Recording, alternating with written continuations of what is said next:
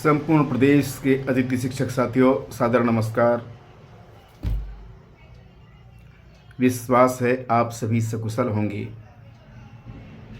साथियों, आप सबके संज्ञान में है कि आज से मध्य प्रदेश सरकार का बजट सत्र चल रहा है। अब तक तो पता नहीं, सैकड़ों सत्र ऐसे निकल गए, पर अतिथि शिक्षकों के हित में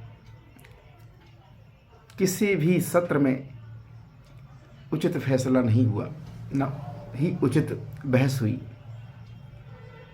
सदन के अंदर।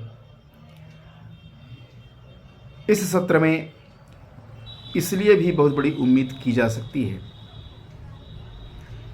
कि हाल ही में संपूर्ण मध्य प्रदेश के जितने भी अतिथि शिक्षक संगठन अपवाद स्वरूप रहे हैं, सब एक होकर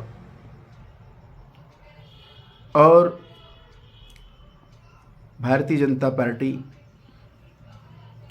के अनुषांगिक संगठन भारतीय मजदूर संघ BMS के मुखिया के साथ भी बैठक हो चुकी है। अतिथि शिक्षक संगठनों की, हमारे प्रदेश अध्यक्षों की, माननीय प्रदेश प्रमुख भारतीय मजदूर संघ की समझ में भी बात पूरी तरह वैसे पहले से थी ही, पर हमारे अतिथि शिक्षक संगठनों के प्रदेश अध्यक्षों के साथ मीटिंग के बाद और भी बात स्पष्ट हो गई होगी।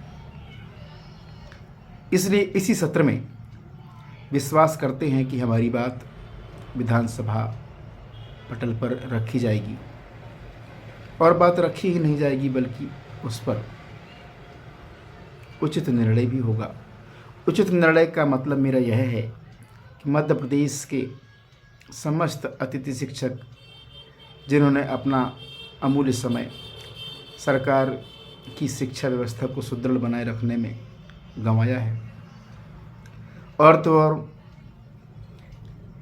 अपनी युवावस्था को भी खोया है, अब कहते हैं तो एक प्रकार से बुढ़ापे की ओर अग्रसर हैं। तो ऐसे अतिथि शिक्षक जिन्होंने ज़्यादा समय तक सरकार को सेवाएं दी हैं, उनके हित में सरकार अवश्य नीति बनाएगी और उनको शिक्षक के रूप में, एक नियमित शिक्षक के रूप में कुछ समय जरूर सेवा करने का मौका सरकार देगी, और यह निर्णय इसी सत्र में होगा, ऐसा मुझे पूर्ण विश्वास है। संपूर्ण मध्य प्रदेश के अतिथि शिक्षकों से भी अपील है कि आप सभी सरकार के जिम्मेदारों तक इस तरह की सूचना, इस तरह की जानकारी, इस तरह की बात, इस तरह के संदेश अवश्य पहुंचाएं, और सरकार के जिम्मेदारों, जनप्रतिनिधियों, सम्मानीय मंत्रीगणों, सम्मानीय विधायक बंधुओं और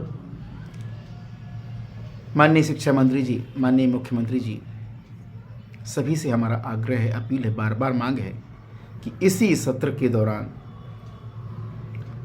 अतिथि शिक्षकों के हित में नीति लाई जाए, नीति बनाई जाए, और एक एक अतिथि शिक्षकों को उनके अनुभव के आधार पर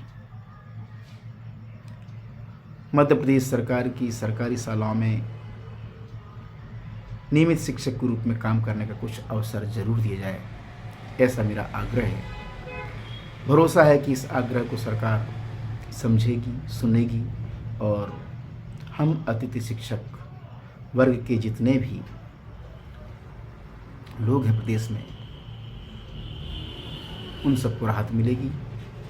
इसी तरह मध्य प्रदेश में और भी वर्ग हैं जो सरकारी व्यवस्थाओं के संचालन में साथ तो दे रहे हैं ज़मीनी स्तर पर उनका मानदेय बहुत कम है, ना के बराबर है, और उनको जो सुविधाएं दी जानी चाहिए ना के बराबर दी जाती हैं।